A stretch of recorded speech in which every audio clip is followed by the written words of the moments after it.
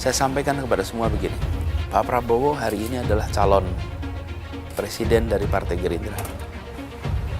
Saya sampaikan berkali-kali bahwa saya tidak ingin menjegal, saya tidak mau menjadi orang yang dibawa untuk berhadapan dengan Pak Prabowo dan menghentikan Pak Prabowo. Saya tidak mau.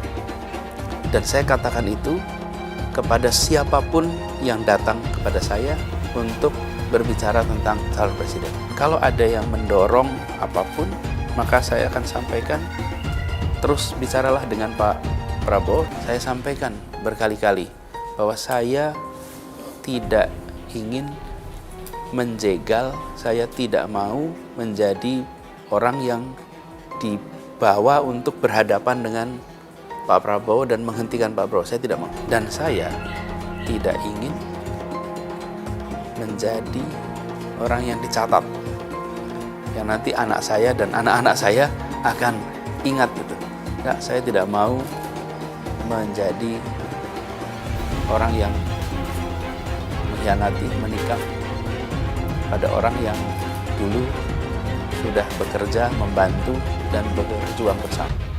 Nah, dengan memegang Anies Baswedan, Surya Paloh sebenarnya memberitahu kepada partai-partai koalisi lainnya, "Hey, gue pegang kartu as nih." Surya Paloh juga nggak yakin Anies akan menang. Surya Paloh akan kuasai Anies lewat kebijakan-kebijakannya. Kalau potensinya Anies Baswedan itu kalah, ya dibuanglah cepat-cepat. Surya Paloh itu pintar, yang rugi besar sebenarnya adalah Anies Baswedan. Yang Anies nggak paham, dia sebenarnya hanyalah alat buat Nasdem. Benar bahwa dia hanyalah boneka saja dalam game besar ini yang hidupnya tergantung dari belas kasihan Nasdem sekarang. Pemilu yang lalu sampai dengan pemilihan gubernur saya pendukung. Tetapi kalau dengan Partai Nasdem memilih Anies, Anies no. Anies no? Anies no. Bapak dukung siapa kalau bukan Anies? Ganjar yes. Oh, Pak Ganjar Pranowo? Iya betul. Ganjar Pranowo baru Bapak dukung? Oke gitu. Wah. Soalnya Anies itu apa? Ya kita bisa lihat ya track record-nya. Ya pekerjaan-pekerjaannya dia, saya. Bapak tidak terlalu bersimpati dengan Pak Anies? Ya, dia Pak Anies itu gubernur ayat ya. Apakah deklarasi capres itu akan menghalangi KPK untuk menghentikan atau melanjutkan proses itu? Nah, tentu deklarasi capres ini kan baru tahap awal. Belum tentu juga nanti dicalonkan ketika mulai pendaftaran. Saya pastikan proses penyelidikan akan terus berlanjut ya, sampai ditemukan suatu titik terang apakah itu perkara pidana. Kami lanjutkan dan kami tidak terpengaruh dengan deklarasi yang bersangkutan sebagai capres oleh salah satu parpol. Anies bakal diciduk KPK terkait kasus korupsi Formula E. Dan ini diduga membuat panik partai milik Pak Surya Paloh itu. Dan memang sepintas masuk akal. Kalau kemudian publik mencurigai buru-burunya Nasdem mencapreskan Anies adalah untuk membackup Anies jika saja benar Anies menjadi tersangka. Bahkan manuver beberapa hari terakhir Anies, termasuk menjadi anggota Ormas Kepemudaan, lalu juga mengundang banyak ormas lain ke rumah dinas. Kuat dugaan, ini adalah upaya Anies untuk memperkuat benteng pertahanan. Mungkin dikira kalau Anies benar bersalah, KPK takut dengan backupan itu. Dan apakah benar asumsi publik bahwa ini adalah langkah menyelamatkan Anies dari kasus korupsi Formula E? Bahkan majalah Tempo mendadak memuat berita soal dugaan Tempo terhadap Ketua KPK Firly Bahuri, yang menurut Tempo sengaja menjegal Anies dengan kasus Formula E agar tidak nyapres. Tempo menyatakan ada keinginan Firly menetapkan Anies sebagai tersangka. Status tersangka harus diberikan sebelum partai politik mendeklarasikan Anies sebagai Capres 2024. Firly menegaskan KPK tidak membeda-bedakan dalam penegakan hukum. Semua yang diduga melakukan tindak pidana korupsi diperlakukan sama. Bang Surya Paloh yang saya amat hormati, seluruh keluarga besar Nasdem yang saya banggakan. Bismillah. Kami terima, kami siap jalan bersama. dan dengan seluruh kerendahan hati, bismillahirrahmanirrahim, kami terima dan bersiap untuk menjawab tantangan itu. Siap-siap juga Nasdem, bukan hanya mendapatkan puji sanjung, fitnah, syirik, dengki, khianat. Nah, itu akan dihadapi Nasdem itu. Sekali lagi saya katakan, Nasdem harus bersiap menghadapi situasi seperti itu. Saya nggak buat salah aja difitnah, dikejar setengah mati. Orang ngomong biasa aja dilaporin ke polisi kok. Semua gaji saya buka. Pernah nggak kamu ketemu pejabat yang buka semua gaji begitu transparan?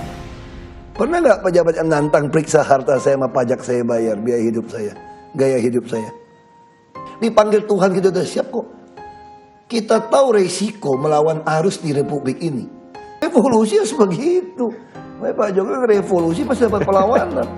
Kalau Anda tidak dapat perlawanan, makanya saya tanya Anda, republik kita ini beres nggak hari ini?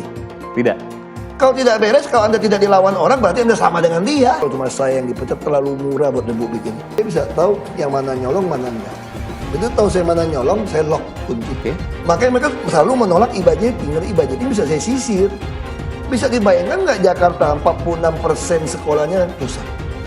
Padahal kita keluarkan 28% APBD untuk sekolah. Jadi itu yang terjadi di DKI. Saya mau tanya, sungai-sungai bersih nggak sekarang di Jakarta? Manggarai pernah siaga 1 nggak sekarang? Nggak ada. Itu permainan aja dulu. Mana ada? Oh, kemarin juga nggak bakalan banjir istana kalau PLN nggak matiin lampu 2 jam. Dan melihat hasil operasi tangkap tangan yang dilakukan oleh pihak KPK, ya terus terang sangat mengapresiasi pihak KPK. Namun demikian ya, publik juga banyak yang bertanya-tanya juga. Terus bagaimana dengan kasus korupsi yang ada di DKI Jakarta? Nah, gimana kasus itu? Kan pertanyaannya seperti itu, bener gak? Publik ini banyak yang bertanya-tanya tentang itu. Jangan sampailah KPK ini masuk angin ketika menghadapi kasus dugaan korupsi yang ada di wilayah DKI Jakarta. Ya jangan lagi cuma bernarasi, kami sedang memonitoring, kami sedang mencium, kami sedang mengendus, dan kami sedang mendalami. Lah kalau narasi-narasinya itu cuma selalu seperti itu ya, terus kapan pelakunya ini ditangkap? Dan terkait dengan kasus dugaan korupsi Formula E ini, lagi-lagi pihak KPK ini cuma bisa mengatakan Anies Baswedan berpotensi melanggar aturan. Nah kalau aturan ini dilanggar oleh Anies Baswedan ya, maka apa yang harus dilakukan oleh KPK? Ya menahan Anies Baswedan lah, bener gak? Pendukung Anies Baswedan ini berpikir junjunannya ini bersih suci, yang lain penuh dosa. Padahal Anies Baswedan itu sudah dilaporkan 2 kali ke KPK atas dugaan korupsi. Woi, move on dong lo. Kalah pilkada sampai sekarang gak bisa move on. Woi Kadrun, ini bukan masalah pilkada. Ini masalah duit rakyat APBD. Emang tuh duit nenek lo. Jadi bukannya kita gak bisa move on, Drone. Tapi memang gubernur ente suka nyebelin. Sebenarnya jika orang-orang yang sedang mabuk cinta kepada Anies Baswedan mau berpikir sejenak pakai otak, saya rasa sulit bagi mereka untuk menunjuk satu aja karya Pak Anies yang benar-benar berfaedah. Saya cuma bisa bilang selamat berkarya Pak Anies walaupun tak berguna. Janji kampanye gubernur yang diimplementasikan tidak terrealisasi, misalnya DP 0 rupiah, program OKOC, naturalisasi sungai, termasuk program mandeknya program air bersih, mandeknya program sampah, dan yang terakhir dan yang sangat penting menurut catatan kami adalah tidak berkualitasnya pelayanan publik. Anies Baswedan kembali identik dengan politik identitas. Karena ada selebaran yang mempromosikan terkait Anies Baswedan disebarkan di sebuah masjid. Tampaknya pendukung Anies Baswedan mulai memakai strategi lama. Kalau pada tahun 2016, 2017 hanya Jakarta menjadi arena bagaimana masjid dijadikan sebagai panggung politik, tampaknya untuk tahun 2024 politisasi rumah ibadah, politisasi agama akan diperluas ke seluruh Indonesia. Saya sebagai warga Jakarta sampai saat ini tidak bisa menemukan apa prestasi Anies Baswedan yang bisa dibanggakan. Sebut saja misalnya apa? JIS yang pembangunannya triliunan rupiah, yang ternyata 80% budgetnya mengutang dari pemerintah pusat. Ya kalau ngasih utang ya siapapun bisa membangun. Tapi sayangnya sampai saat ini masih jadi kontroversi karena JIS dianggap tidak layak oleh PSSI untuk mengadakan pertandingan yang serius. Informasi ini semakin meneguhkan bahwa Anies Baswedan adalah bapak politik identitas di Indonesia. Salam. Izinkan saya menyampaikan rasa syukur bahwa berkat atas izin Tuhan Yang Maha Kuasa, dan semoga hari ini menjadi hari bersejarah yang kita akan ingat dalam perjalanan hidup kita. Gubernur, oh haleluya. Terima kasih, terima kasih, terima kasih. Saya berterima kasih kepada Tuhan selama 5 tahun kami dipimpin oleh seorang gubernur adil dalam pemimpin. Kami akan merasa sangat kehilangan. Anies Baswedan mengunjungi gereja. Yang membuat saya aneh itu justru pernyataan dari pendeta dari gereja yang bersangkutan. Malah menobatkan Anies Baswedan sebagai bapak kesetaraan. Tidak layak seorang Anies menyandang gelar bapak kesetaraan. Jangan Pak Pendeta ini mencoba menyesatkan masyarakat, mencoba memanipulasi sejarah. Jangan yang hitam dikatakan putih, Pak Pendeta. Bapak Ibu, saudara-saudaraku, akhir-akhir ini ramai sekali ceramah seseorang yang melarang kita untuk berteman dengan orang dari agama lain. Sudah 77 tahun negara Kesatuan Republik Indonesia merdeka.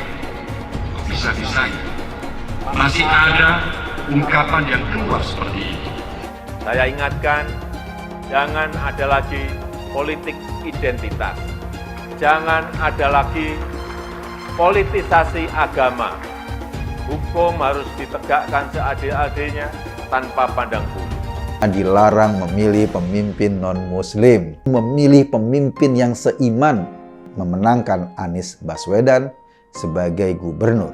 Memilih bukan mempertimbangkan kualitas orangnya, kemampuan orangnya.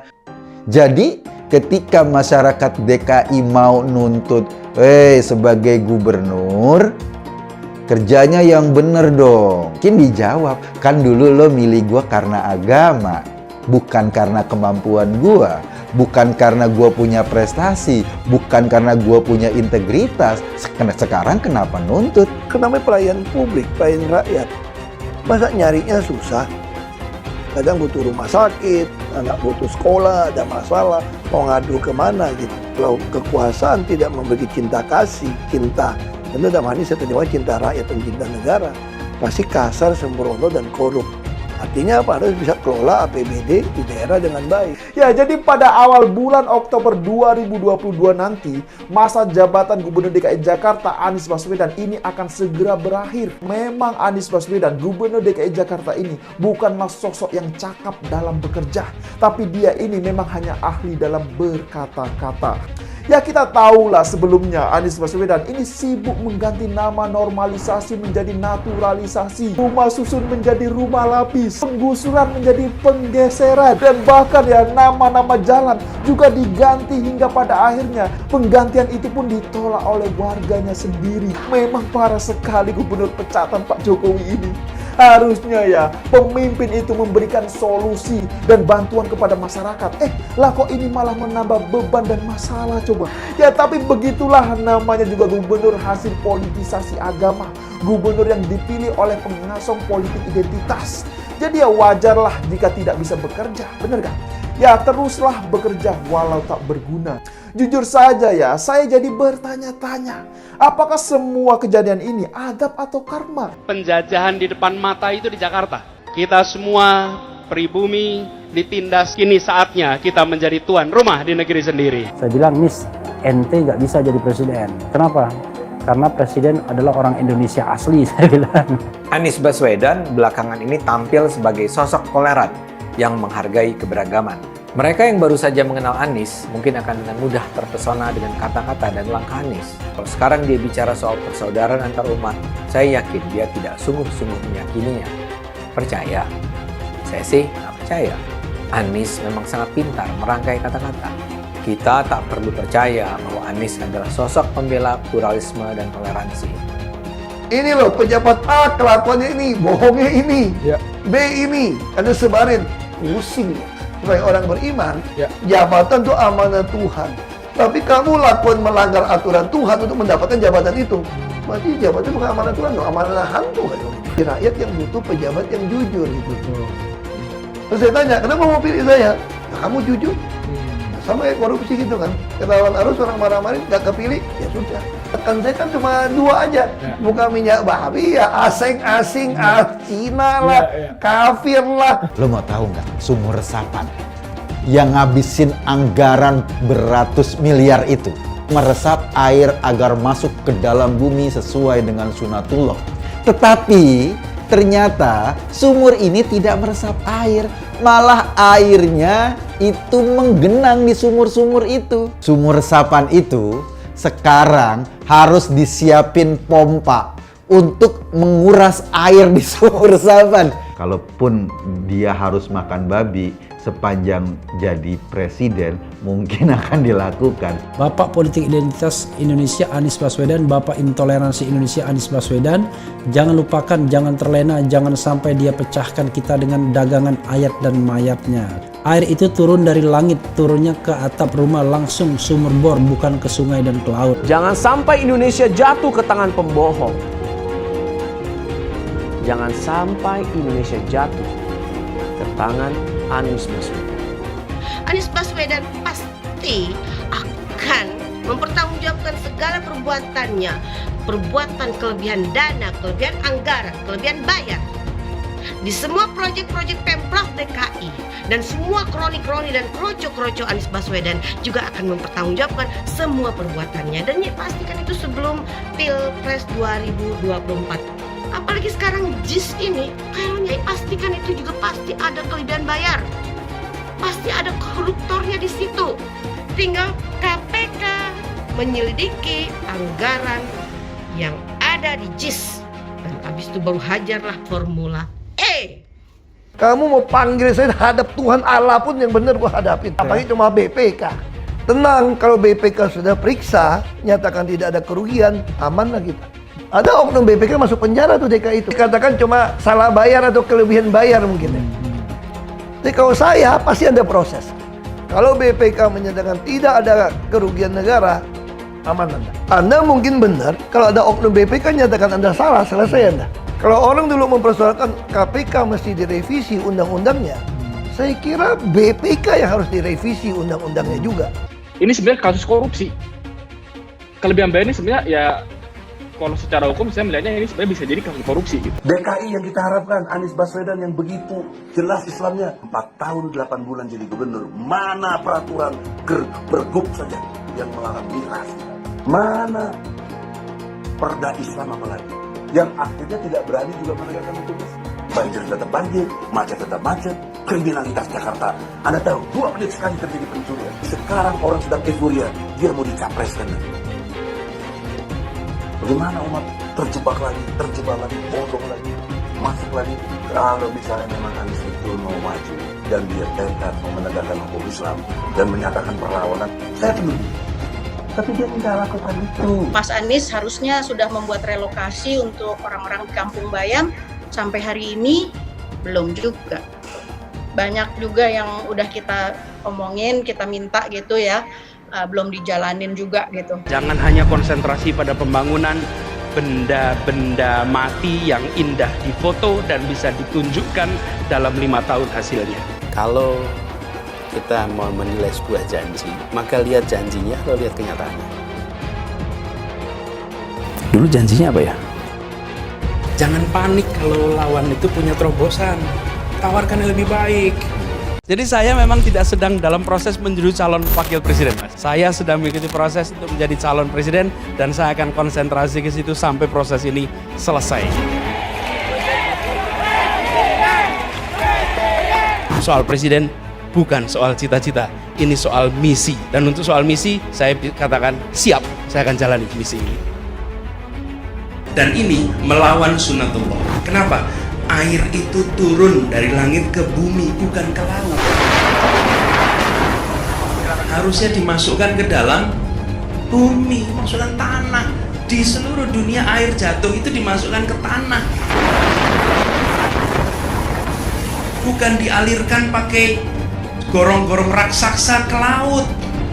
Jakarta telah mengambil keputusan yang tepat. Bukan banjir, itu memang parkir air. Bukan banjir, itu memang parkir air. Masyarakat berkeliling dengan membawa toa untuk memberitahu semuanya, termasuk sirine. Ibon 82 miliar. Apa alat transportasi yang dimiliki oleh hampir setiap orang? Alat transportasi yang dimiliki semua orang adalah kaki. Kalau seandainya orang Jakarta percaya Pak Anies jadi gubernur pun, saya berani jamin kok dia akan lakukan normalisasi yang sama seperti saya lakukan kok. Nggak usah bohong lah. Ketika air sampai di muara, maka siap untuk dipompa ke laut. Iblis hanya menggoda orang yang beriman. Makanya jarang-jarang orang kafir kerasukan setan. Yang kerasukan setan itu orang baik-baik. Jarang, saya belum pernah nengok Cina kerasukan setan. Pernah tak Ahok itu kerasukan setan? Enggak, setannya juga. Karena sesama setan dilarang saling menggoda. Karena di salib itu ada jin kafir. Haleluya. Kepalanya ke kiri apa ke kanan?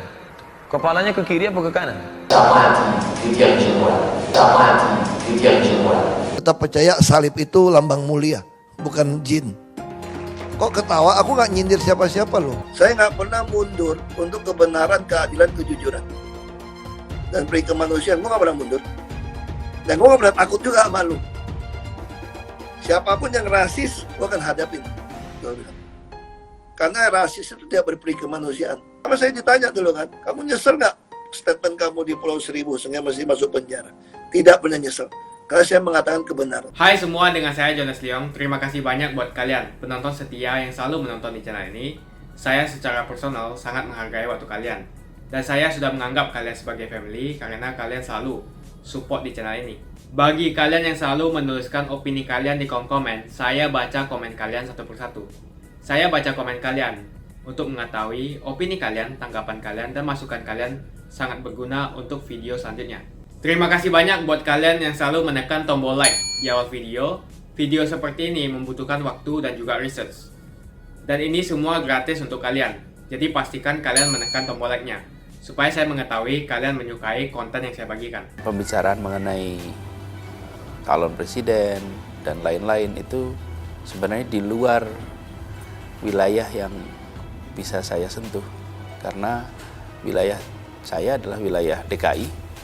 Job desk saya itu urusan gorong-gorong sampai urusan gedung tinggi. Jadi saya jawab pada semuanya, ini harusnya diantarkan aspirasi ini kepada para pimpinan partai. Karena saya tidak mencalonkan diri dan memang tidak bisa mencalonkan diri. Yang bisa mencalonkan adalah partai politik. Sehingga ketua-ketua partai lah sebetulnya alamat dari aspirasi itu. Baik aspirasi yang menginginkan di Jakarta maupun aspirasi yang lain itu harusnya ke sana. Ada yang datang minta supaya Pak Anies jangan meninggalkan Jakarta, datang dan minta itu masyarakat macam-macam tuh, masyarakat terutama dari kampung miskin, kemudian para pengemudi beca itu minta supaya terus. Sisi lain saya juga ketemu orang yang bilang Pak Anies ikut memikirkan negara. Mereka tidak menyebutkan calon dan lain-lain, tapi jangan hanya mikiran Jakarta. Komunikasi betul, saya ditemui oleh beberapa menyampaikan keinginan, menyampaikan aspirasi, tapi saya sampaikan kepada semua begini. Saya ingin garis bawahi pada semuanya yang menemui saya bahwa apapun harapan untuk terkait Pilpres, jangan dengan saya, tapi bicarakan dengan para pimpinan partai. Dan saya tidak ingin menjadi bagian dari daftar orang yang mengkhianati promotornya. Saya ingin garis bawahi pada semuanya yang menemui saya bahwa apapun harapan untuk terkait Pilpres, jangan dengan saya, tapi bicarakan dengan para pimpinan partai. Dan saya tidak ingin menjadi bagian dari daftar orang yang mengkhianati promotornya. Saya menjadi gubernur DKI itu dicalonkan oleh Gerindra dan PKS. Pak Prabowo, Pak Salim Segaf, pimpinannya. Mereka berdua dan dua partai inilah yang mencalonkan saya.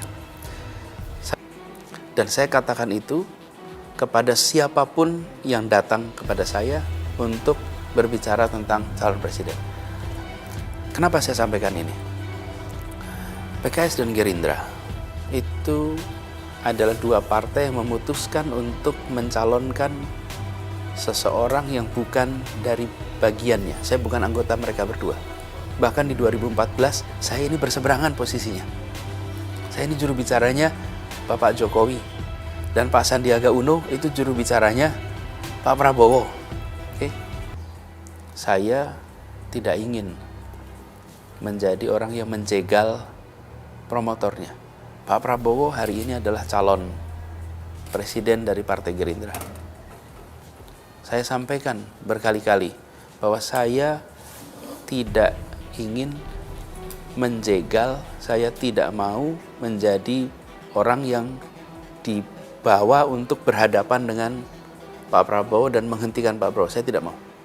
Saya diundang untuk menjadi calon gubernur. Dan saya ulangin itu, saya diundang, saya dipanggil. Dan pada saat pembicaraan itu, Pak Prabowo datang, saya berada di sebuah ruangan, lalu Pak Prabowo masuk ke ruangan itu. Lalu Pak Prabowo menyampaikan begini, Pak Anies, saya akan mencalonkan Anda menjadi calon gubernur. Ini tugas besar kira-kiranya.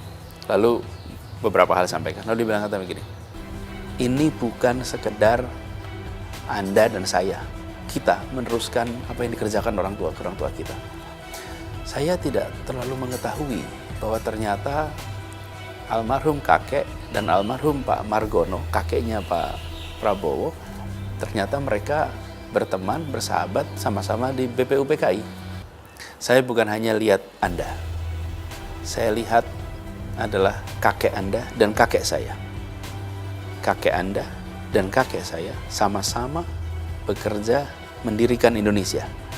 Dan hari ini, cucunya, saya dan Anda harus kerjasama untuk menyelamatkan Indonesia. Poin utamanya bukan soal kedekatan pribadi dan lain-lain, bukan. Poin utamanya adalah saya sedang bertugas di Jakarta. Dan kalau ada yang mendorong apapun, maka saya akan sampaikan, terus bicaralah dengan Pak Prabowo, bicara dengan Pak Salim. Sampaikan kepada mereka. Dan saya tidak ingin menjadi orang yang dicatat, yang nanti anak saya dan anak-anak saya akan ingat itu. Enggak, saya tidak mau menjadi orang yang mengkhianati, menikam pada orang yang dulu sudah bekerja, membantu, dan berjuang bersama. Jadi ketika saya selesai di kementerian pun saya tidak pernah membayangkan bahwa saya akan berurusan dengan Jakarta. Seringkali tugas amanat itu datang dengan rute yang tidak diduga. Saya juga tidak pernah membayangkan apa yang kita bisa ke Jakarta kerjakan harus bisa menuntaskan semua rencana-rencananya. Nah, posisi dan lain-lain, saat ini posisi saya di DKI. Jadi saya selalu katakan, izinkan Allah menggariskan takdir kita dan kita semua bagian menjalaninya. Karena itu saya berikhtiar untuk Jakarta sebaik-baiknya. Jika kemudian ada aspirasi, maka itu sampaikan kepada para pimpinan partai, dan saya tidak akan meminta, meskipun ada yang mengatakan oh nanti siap jadi pendukung, saya tidak akan meminta. Dan bila ada aspirasi, sampaikan aja ke Pak Prabowo, sampaikan ke Pak Salim, sampaikan kepada Pak Zulkifli Hasan. Karena mereka bertiga yang kemarin aktif di DKI. Proses ini agak panjang kelihatannya. Tapi di mana-mana yang namanya proses pencalonan itu selalu tidak sederhana. Lihat aja pilkada. Di mana pilkada yang pencalonannya simple. Pencalonan simple itu selalu bila ada incumbent. Kalau tidak ada incumbent pasti prosesnya panjang. Pilkada juga begitu. Tapi kalau tidak ada petahana untuk jadi penantang, itu selalu panjang. Jadi kita lihat saja prosesnya seperti apa, dan kita berharap nanti muncul kombinasi yang akan bisa ikut membawa perubahan di Indonesia. Kalau kemudian sampai mereka bertiga memutuskan untuk memiliki pandangan berbeda, ya nanti saya lihat. Hari ini saya tidak mau mengatakan yes, mengatakan no, karena terlalu awal untuk mengatakan yes di saat tidak ada undangan, terlalu awal mengatakan no di saat tidak ada undangan. Saat ini saya fokus di Jakarta. Nah, ada obrolan memang, tapi saya rasa waktu itu saya sampaikan masih terlalu awal. Saya juga masih urus Jakarta, jadi nanti aja dah kita bicarakan berikutnya. Salah kalau udah jadi gubernur, kemudian justru saya berinisiatif untuk mencari-cari. Karena itu saya selalu sampaikan kepada semua. Ingat ya, saya tidak pernah menginisiasi pembicaraan. Soal capres, saya tidak pernah menginisiasi. Saya posisinya selalu merespon. Merespon karena ditanya media, saya jawab. Jadi rame, tidak dijawab juga rame. Jadi saya harus menjawab. Kalau ditanya saya jawab. Dan tapi apakah saya menginisiasi? Tidak. Saya tidak menginisiasi karena saya sedang menjalankan sebuah tugas. Target politik saya hari ini adalah Jakarta bisa mendapatkan semua yang kami janjikan. Dari mulai soal lapangan pekerjaan, kemudian soal kualitas pendidikan, tentang program perumahan, kemudian program transportasi. Jadi ini semua itu adalah keputusan politik. Itu yang menjadi target saya hari ini. Saya berharap itu semua bisa dituntaskan. Hai teman-teman, kalian tahu tidak? Saat ini kita dengan gampangnya bisa memiliki saham global seperti perusahaan Google, Apple, Facebook, dan lainnya. Kalian tinggal klik link di kolom deskripsi, lalu lakukan registrasi. Dan Anda semua berkesempatan untuk langsung mendapatkan welcome bonus. Kalian akan diberikan satu saham gratis secara acak sebagai welcome bonus. Seperti saham Tesla, Apple, Facebook, atau saham dunia lainnya. Menarik bukan? Cukup satu klik, kamu bisa investasi dengan mudah tanpa ribet. Tanpa dikenakan fee atau komisi. Cocok untuk investor pemula. Canggih dan gampang kan? Yuk daftar hari ini sebelum promo welcome bonus ditutup. Kenapa investasi di saham global? Karena jika kita lihat kenaikan saham global di tahun belakangan sangatlah fantastis. Dan mempunyai peluang yang sangat bagus ke depannya. Kalian juga berkesempatan untuk mendapatkan saham yang nilainya hingga $1.000 atau 15 juta rupiah. Registrasi dengan menekan link di kolom deskripsi untuk mendapatkan welcome bonus dan saham gratismu. Sebelum saya tutup, jangan lupa like video ini. Cuma deposit, kalian sudah bisa langsung mendapatkan cuan. Ajak teman-temanmu untuk berinvestasi di saham Amerika karena peluang dan potensi yang sangat bagus berinvestasi di saham yang berskala global. Makasih banyak buat kalian yang nggak skip dan nonton video ini sampai habis. Saya secara personal sangat menghargai waktu kalian.